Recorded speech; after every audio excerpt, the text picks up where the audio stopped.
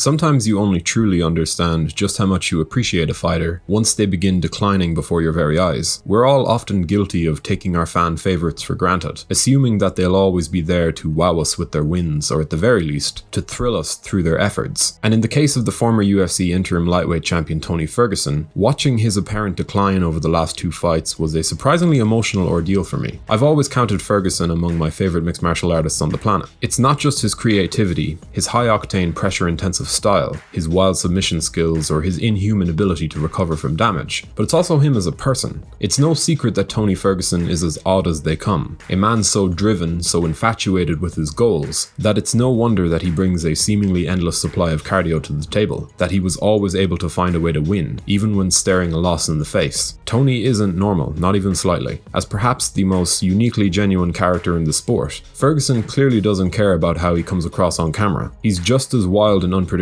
outside of the octagon as he is inside of it. And from my perspective, where I see legions of fighters reciting the same pre- and post-fight statements, I've always found Tony Ferguson to be a breath of fresh air, because he's clearly not faking it. And though I don't need to dive too deeply into the reasons behind him never actually fighting for UFC gold, his position as a top contender in the era of both Khabib Nurmagomedov and Conor McGregor unfortunately left him unable to claim his rightful position as a title challenger during that ungodly 12-fight win streak. Now, of course, everything from promotional politics and timing to freak accidents and a global pandemic stopped him from getting the fights that would have defined his career. But after his initial loss to Justin Gaethje at UFC 249, the entire MMA world let out a collective groan, knowing full well that there was a good chance that this man's athletic prime was finally behind him. And when Charles Oliveira dismantled him from start to finish at UFC 256, it only served to make his apparent decline clearer. Ferguson, though an absolute machine of a man, doesn't have a style that is built to last. His chin and ability to recover, though formidable, could only really last for so long, and after a rather muted showing against Oliveira, I, like many of you, began to accept that we had seen the best of Tony Ferguson. Lightweight is an incredibly tough division to make a mark on, and with the top 4 or 5 now clearly established, Tony, at 37 years old, well and truly has a mountain to climb. With the bucking of Ferguson versus the informed Beneil Dariush, however, I couldn't help but find at least some hope. If you're enjoying this content, be sure to subscribe to the channel to stay up to date with all of our latest uploads, before leaving a comment to let YouTube's algorithms know that we're fast becoming one of the best MMA channels on the platform. After the Oliveira matchup,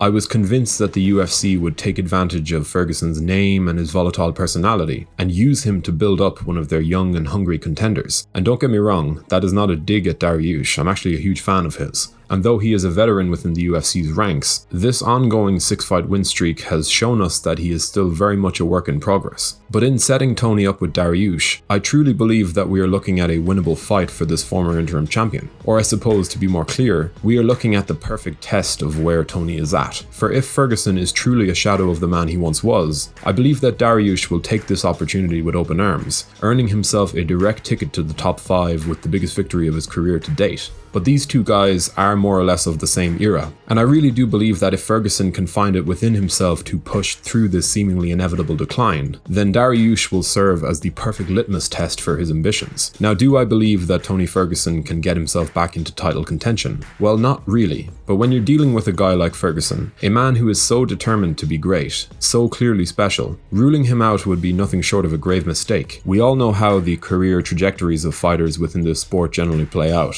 and for a fighter as game as Ferguson, as reliant on his physical attributes as he is, losing that touch of speed, that ability to take a shot, a half second of reflexes, that could truly be devastating to his chances. But let's not forget that a 2-fight skid is not a death sentence, and when it comes to a fighter as great as Tony, ruling out his potential to pull off another great feat would be foolish. I don't know what's going to happen once this matchup gets underway. Dariush is knocking on the door of the lightweight elite, that much is clear, but Tony is a freak of nature, an individual so determined that he might just pull it off. Of course, a win over Beneil Dariush doesn't mean that he's going to run through any of the top contenders within this stacked lightweight title picture, but it would be a step in the right direction, a glimmer of hope for a man who even I had ruled out at a certain point in time. Maybe I'm holding out hope for something that will likely never work out, but I just think that this man's work ethic and his devotion to his craft makes him the type of athlete and the type of man who can pull it off. So let's just wait and see what happens on May 15th. All I can say for sure now is that I am far more excited about this matchup than I was before. But how do you rate El Cucuy's chances of shocking us once the UFC 2 262 co-main event rolls around? And do you think we'll ever see him climb back into lightweight title contention?